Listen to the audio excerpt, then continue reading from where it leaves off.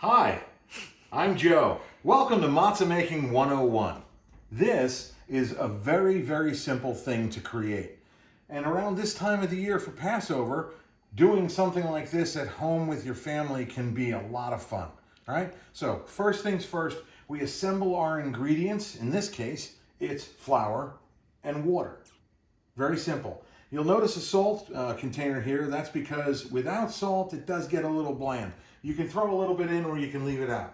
The other thing we want to make sure is that we preheat our oven to 450.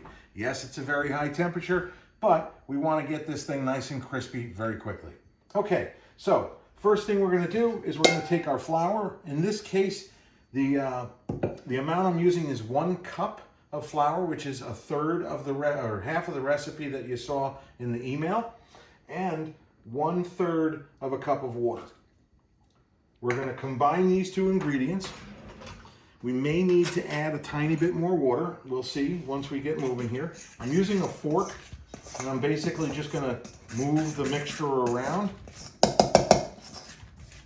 until I can figure out whether or not we need more water.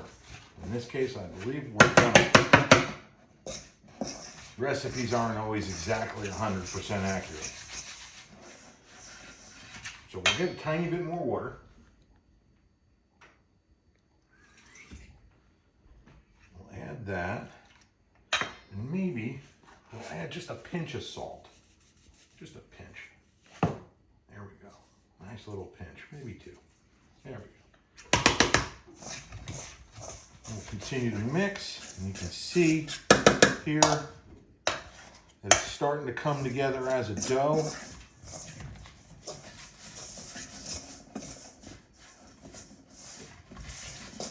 Maybe need just another drop just to pull it all together.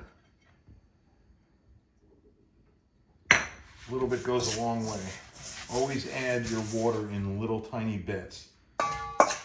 At some point, we're going to switch and use our hands. Luckily, I'm sure you've heard this one before. Wash your hands. So we're now taking the dough and we're just going to kind of manipulate it. They call this, in the wonderful world of baking, kneading. Not like I need this to come out good, but I knead with a K, and that just simply means I am manipulating the dough by hand, kind of so that the glutens in the flour kind of come out and mix together properly. All right, now there's our dough. So what I'm going to do is I'm going to make this into 2 matzahs. So I'm going to cut it in half. Use a knife, obviously, or you can just simply do what I did and rip it. And we're going to use a piece of wax paper, and we're going to get some additional flour because obviously we don't want this thing sticking. So some additional flour. And I'm just going to sprinkle it on top and then roll the balls of dough back into the flour. That'll make it a lot easier to spread out. Once you do that, take it, put it on the wax paper, and then just kind of spread it out with your fingers as best you can. You can get a little bit more flour on there, and then take a rolling pin, and then very gently roll it out till it's about 1/8 of an inch thick.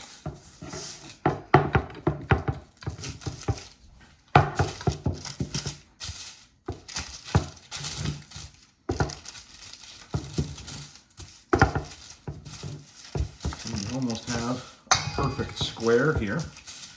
And I think most matzahs you buy in the store these days are squares. There's number 1. All right, we're going to take this and we're going to transfer it over to our baking sheet, which has been set up with a little piece of parchment paper. All right, probably could have used a tiny bit more flour on the bottom there. We'll do that for the second one. Get a little bit of this and sprinkle it on there. Same thing, we'll just kind of flatten it out a little bit. And then we'll roll it. Again, we're going to try and do this about 1/8 of an inch thick.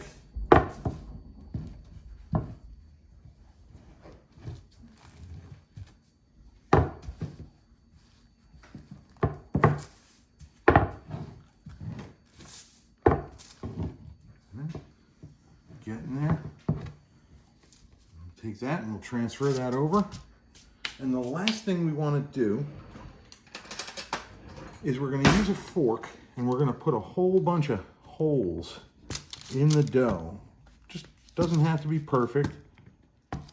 The reason we're doing this is not necessarily for looks. The reason we are doing this is to prevent the dough from bubbling or leavening, because we are making unleavened bread.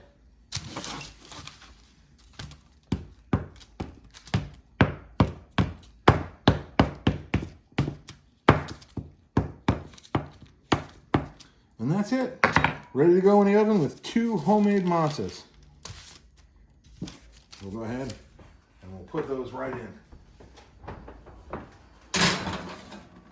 Welcome back. Let's go to the oven now and take out our fresh homemade matzah.